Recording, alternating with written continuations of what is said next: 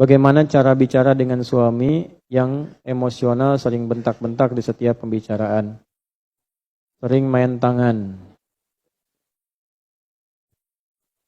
sama anak, sering bentak anak istri. Banyak amat, Bu. Anak istri gak nyaman di rumah, suami lebih senang dengan teman-temannya. Mohon solusi dan doa. Gini, kalau sudah tidak bisa bicara dengan lisan, ya, bicara dengan hati. Sebelum bicara, berdoa dulu. Nah, di mana ditemukannya? Yo, Quran surah 16. Ayat berapa? 125. Apa bunyinya? Ud'u ila sabili rabbika bil hikmah wal mau'izatil wajadilhum billati hiya. Perhatikan baik-baik. Yang didahulukan hikmah dulu. Sebelum diskusi, sebelum nasihat, sebelum debat. Kalau diskusi sudah tidak bisa baik, maka yang dilakukan, perhatikan, saya teknis doa dulu, pakai hikmah dulu. Apa itu hikmah? Al-isabatu fil aqwal wal af'al wa wad'u kulli syai'in fi mahallihi. Paham? Tidak.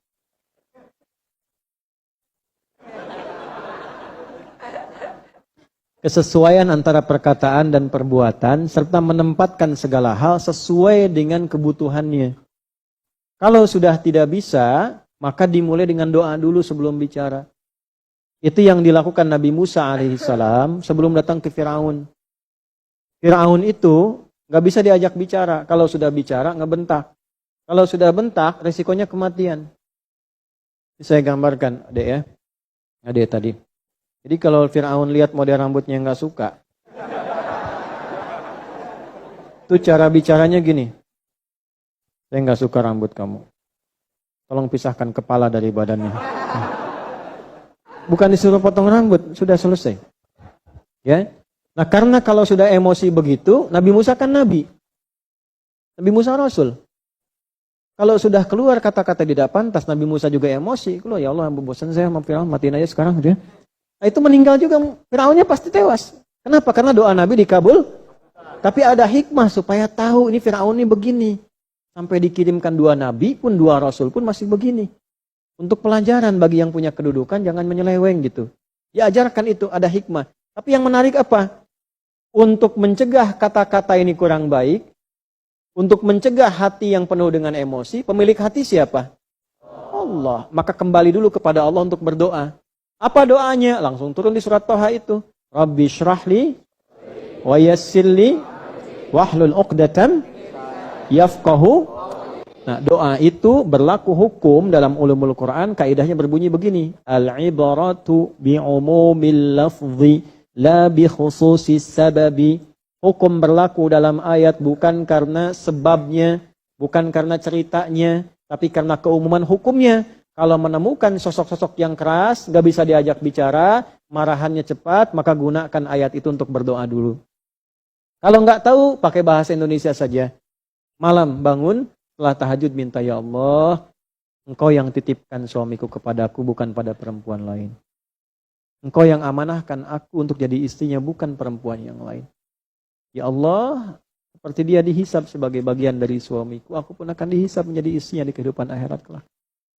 Ya Allah, dengan kuasamu yang telah menitipkan ia kepada aku dengan kondisi seperti saat ini, mohon ya Allah, Engkau yang menguasai hatinya, Engkau yang menghunjamkan pada jiwanya, lembutkan hatinya ya Allah untuk menerima hidayahmu dengan cara yang Engkau kehendaki.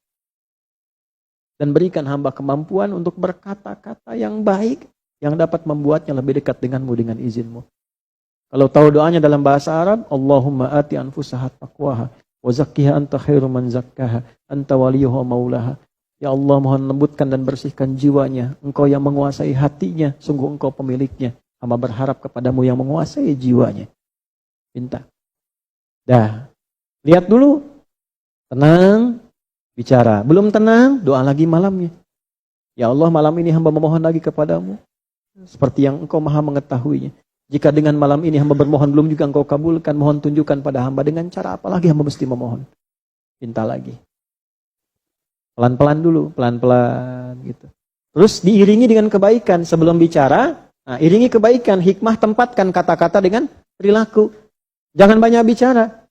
Setelah sholat, bikinkan teh manis. Sampaikan lagi.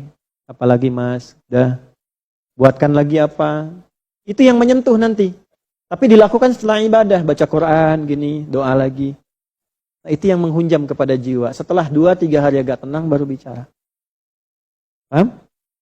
Biasanya kondisi seperti itu nggak akan bisa ditolak. Sekeras apapun kalau sudah seperti itu insya Allah melembut. Ya, kemudian bagi anak kompak nggak apa-apa. Doakan kebaikan. Setelah itu lakukan amal ibadah. Kalau diminta cepat kerjakan yang baik-baik. Kerjakan aja. Ya, dilatih seperti itu. Jangan dilatih dengan sesuatu yang melahirkan dendam dulu. Jauhkan. Bagaimanapun Allah titipkan. Kecuali kalau sudah ada tindakan-tindakan yang membahayakan. Baik bagi fisik apalagi bagi iman. Maka muncul nanti hukum-hukum lain seperti An-Nisa ayat 34-35. Ya, pisah tempat dulu sementara waktu. Supaya bisa membangun kesadaran. Itu hukum fikih itu. Kan sebelum hukum fikih hukum doa dulu. Ibadah dulu. Sama dengan begini, agak tetangga dekat masjid, nggak mau ke masjid, apa hukumnya? Wah, bakar. Wah, jangan langsung begitu. Lihat dulu. Aduh. Kan hukumnya ajak dia ke masjid. Doakan dia supaya ke masjid. Kecuali masjidnya dalam kondisi yang tidak baik, pengurusnya tidak baik, membawa pada hal yang tidak baik dan sebagainya, maka bisa mencari masjid lain untuk menunaikan ibadah. Kembali ke yang tadi, doa. Nah, kalau sudah itu berjalan kurang baik, membahayakan, hukum fikih pakai. Ya, berpisah dulu sementara waktu supaya ada kesadaran, nggak ada yang bikinin kopi lagi, nggak ada yang bikinin teh lagi. Ya, kalau sudah semakin keras membahayakan, berlaku ayat 35 di surat An-Nisa. Wab'athu hakaman min ahlihi wa hakaman min ahliha iyyurida islahi wafiqillahu bainahuma. Ibu cari keluarga yang paling dipercaya. Ya, misalnya siapa? Ada pamannya, ada kerabatnya, keluarganya, untuk diskusi dengan keluarga beliau. Harus berani. Makanya tugas wali ketika menikahkan bukan hanya menikahkan, tapi juga menjadi tempat konsultasi bila ada persoalan yang dirasakan.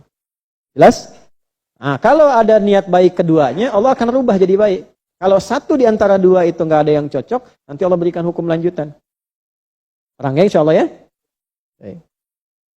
Dulu saya pernah ada situasi ngajar, setelah ngajar ada konsultasi, istrinya ngaji di satu tempat, pulang ke rumah, suaminya bid'ah semua. Suami ngaji tempat lain, nggak nyambung.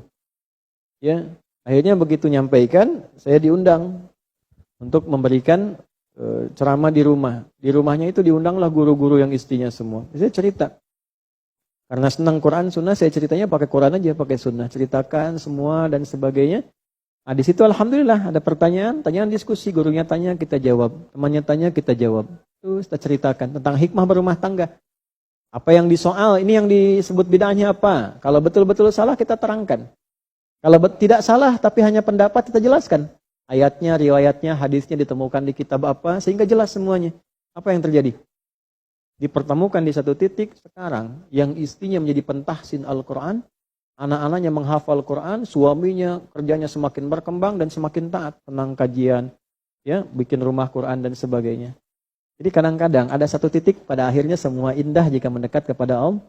Innallaha jamilun yuhibbul jamal. Allah itu indah dan senang keindahan. Nah, jadi kalau Anda mengatakan semua ini akan indah pada akhirnya, kalau Anda ikuti hukum Allah. Jelas?